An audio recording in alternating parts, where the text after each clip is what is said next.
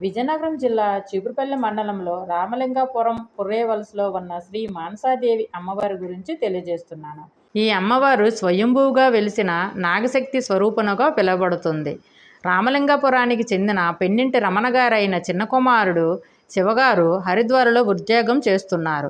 ఆయన కలలో మానసాదేవి కనిపించి తనను నాగశక్తి స్వరూపణగా మీ పొలంలో పుట్టలో దాగి ఉన్నానని తెలిపింది. తనను బయటికి తీసి పూజలు చేయమని చెప్పింది.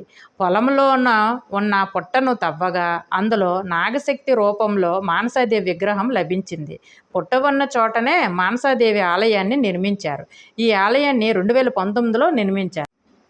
అయితే ఈ అమ్మవారి దగ్గర ఎల్లప్పుడూ పూజలు జరుగుతూ ఉంటాయి ఫ్రెండ్స్. ఎవరికైనా నక్షత్ర దోషాలు ఉన్నా, కుజ దోషాలు ఉన్నా, రాహు సర్ప దోషాలు ఉన్నా ఇక్కడ పూజలు అనేవి చేస్తూ ఉంటారు. ఎవరికైనా సంతానం లేనట్లయితే సంతానం కోసం ముడుపులు కడుతూ ఉంటారు. మరియు పుష్పవతి అయిన వంటి పిల్లల్ని ఇక్కడికి మనము తీసుకొని వచ్చి పూజలు ఏవైనా చేస్తే చాలా మంచిదండి. ఎందుకంటే ఏవైనా దోషాలు ఉన్నట్టయితే అవి తొలగిపోతాయి. ఆ అమ్మాయి చేతే కుంకుమ పూజ అనేది చేస్తారు. ఇక్కడ నేను మా పాపను తీసుకొని వెళ్ళాను, కుంకుమ పూజ అనేది చేశాను. మనకి ఈ కుంకుమ పూజకి కావలసిన సామాగ్రి వాళ్ళే ఇస్తారు మనకి. వాటితో మనం పూజ చేసుకోవచ్చు. అలాగే పువ్వులను ఎక్కువ తీసుకుని వెళ్తే చాలా మంచిది ఫ్రెండ్స్. మళ్ళీ ఈ అమ్మవారి దగ్గర ఎప్పుడూ అభిషేకాలు అనేవి జరుగుతుంటాయి. ఈ అభిషేకాలు అనేవి మంగళవారం, శుక్రవారం బ్రహ్మముహూర్తంలో మాత్రమే చేస్తారు.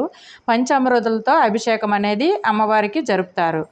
దానికి ఎంత ఖర్చు అవుతుంది అనేది వాళ్ళు అక్కడే ఉన్న పూజారులు మనకి తెలియజేస్తారు. మరియు ఈ మానసాదేవి అమ్మవారిని మొదటిసారి కానీ దర్శించుకున్నట్టయితే 27 సార్లు ప్రదక్షిణ అనేది చెయ్యాలి. మనం ఏ కోరికతో అయితే వచ్చామో ఆ కోరికను చెప్పుకుంటూ మానసాదేవి అని నామాన్ని తలుసుకుంటూ ఈ ప్రదక్షిణ అనేది ముగించాలి.